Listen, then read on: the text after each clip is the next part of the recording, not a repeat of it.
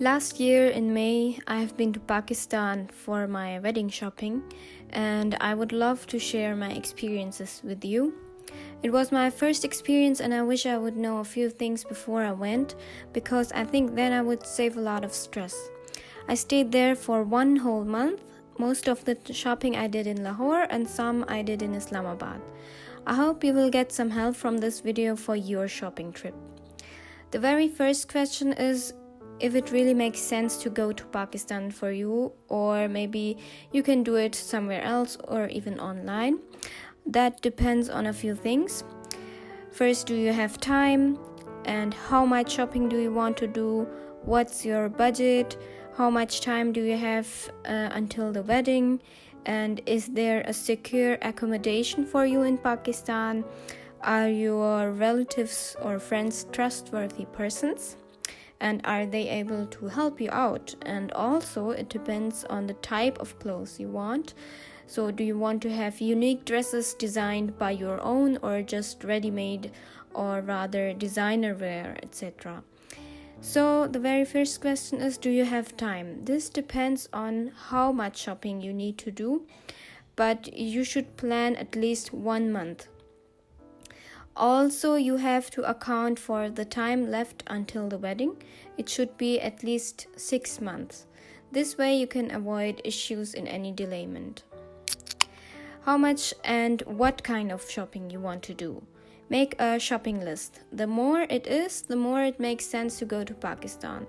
If the shopping expense seems to be less than the flight ticket price, it definitely does not make sense. But if it's much more, you better should go. And if you're interested in designing clothes and make them to order, then you have a great variety in Pakistan, a variety you won't get online or elsewhere in the world. So from choosing the fabric to discussing the style of your dress with the tailor, everything you can do by your own. But if you are not that designer type of woman, then maybe it doesn't make sense for you to go to Pakistan. What's your budget? By making a shopping list, you can set your budget accordingly, but keep in mind that most probably you will slightly cross your budget in the end. Are your relatives or friends trustworthy and able to support you? You really have to be sure about this. The worst that can happen to you is when you don't get the help you need and are left alone. By help is meant anything like transportation help, help in bargaining, knowledge about the best places for shopping, food recommendation, etc., etc. Also, it's beneficial that the person or family knows where to get everything. So what's even more important than that is that you have an accompaniment like your mother or father or someone else. I would never recommend to go alone because it's too much work for one single person. So if you are positive about all these factors, you can make a shopping list of all the things you want.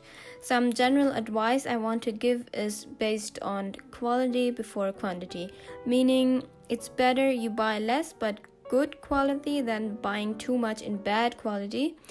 Make a list as exact as possible, that way you can set a budget.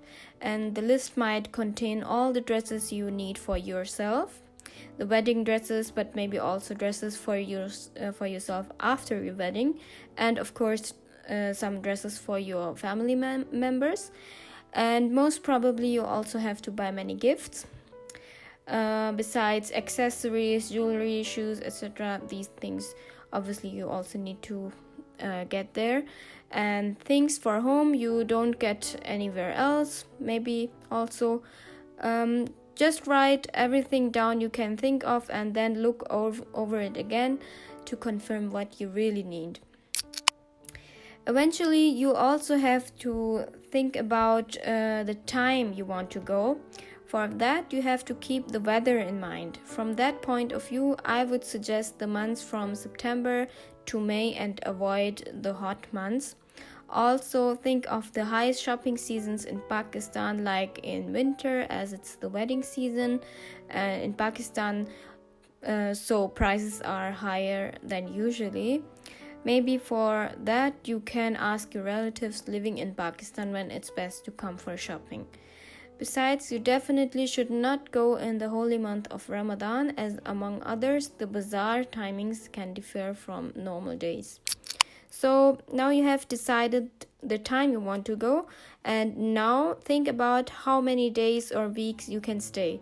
Keep the stitching time of the dresses in mind. On average, a wedding dress is 2 months in the making, and a simple shalwar suit takes 1 to 2 days. And most probably your wedding dress will be shipped to you either by the boutique or by your relatives or someone else, but all the other things you can collect within 1 month. And try to book your flight ticket as soon as possible, and don't forget to account it into your budget. Also check how safe it is to go. This doesn't mean that there are bomb blasts every day, but just for safety you can check on the internet. After that, you can collect informations about the city you will do the shopping. In my example, it was Lahore, so I watched a lot of YouTube videos about the markets there. Through those, I got an idea of the current price range and latest fashion.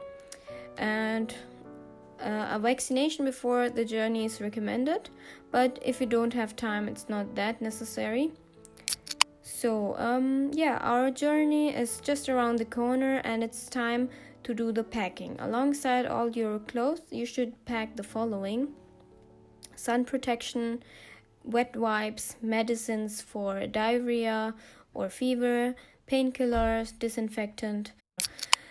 So that's all for this video, just that it's not too much information in one video. I made 2. Please watch the other video for further advice on what to keep in mind in Pakistan itself, and also to learn some bargaining skills. Good luck!